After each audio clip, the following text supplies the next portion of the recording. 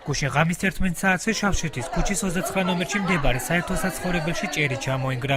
ჩამონგრევის დროს მობინადრეები სახლში არ იმყოფებოდნენ.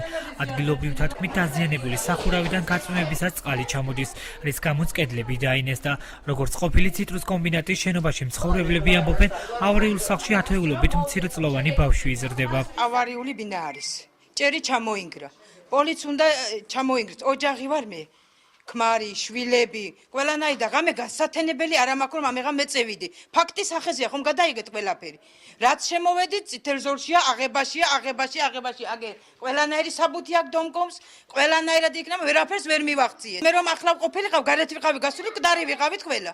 ჭერი ჩამოინგრა და დიეცა პოლიცი. თლათ რაც მეში მქონდა არაფერი აღარაა, ყველაფერი განადგურდა. სამი ბავშვი მყავს სახლში და ისეთი მდგომარეობაშია თვითონ სახლი, კედლები, იატაკი, რომ მანქანაც რო გაიარო სახლი ეკანება. შენობაში 55-მდე ოჯახი ცხოვრობს. ამხანაგობის სამჯდომარე აცხადებს, რომ სახლი ბოლო 5 წელი ავარიულ მდგომარეობაშია. ნატალია დუმბაძემ საქართველოს პარლამენტს აჭარის უმაღლეს საბჭოს და ბათუმის მერიას წერილობით უკვე აცნობა. მისი განმარტებით ექსპერტიზის დასკვნა არსებობს, სადაც ნათქვამია, რომ სახლში ცხოვრება სახიფათოა.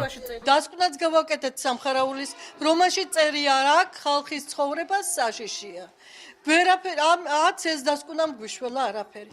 რა ვქნათ, მანდამაც დევიხოთ ცოტა გვებივით. ჩვენო საშუალება არ გვაქვს ინვესტორი მოვა. სანამ ინვესტორი მოვაქვშია, ჩვენ თუ მოვგდით, მე რაღა გვეშველება. პატარა ბავშვი წეღან ცხარაცრევლები ტირო და შეშინებული ოთახში ვერ დააწვნა დედამისმა. შენობის ავარიულობას სამაშველო სამსახურის მაშველებიც ადასტურებენ. აჭარის საგანგებო და გადაუდებელი სიტუაციების მართვის სააგენტოს თანამშრომლებმა გუშინ ადგილზე საერთო საცხოვრებლის სახურავი დროებით შეაკეთეს. ჩვენ რომ მოვედით, აქ სიტუაცია დახვდა, ჭერი იყო ჩამოვარდნილი, დაახლოებით 3-4 სიფართის ჭერი იყო ჩამონგრეული. ჩვენ დახმარება გაუწიეთ, კრიშაზე ავიტანეთ შეშტი, საიდანაც ჩამოდიოდა წვიმის წყალი, რომლის შედეგადაც ჩამოვარდა ჭერი და ჩვენ დავახურეთ შეშტი კრიშაზე. გაწვიმდეს საშიშროება დგას იმისა, რომ წყალი ჩამოვა, ჭერში გაუჯდება და ის ჭერი ჩამოვარდება, იმიტომ რომ ის ჭერი უკვე გასლებებულია. ბათუმის მერიაში საკითხზე კომენტარს არ აკეთებენ. კომენტარზე მოუცლელობის გამო უარი გითხრა საკრებულოს თავმჯდომარემ ირაკლი ჩავლეიშვილმა.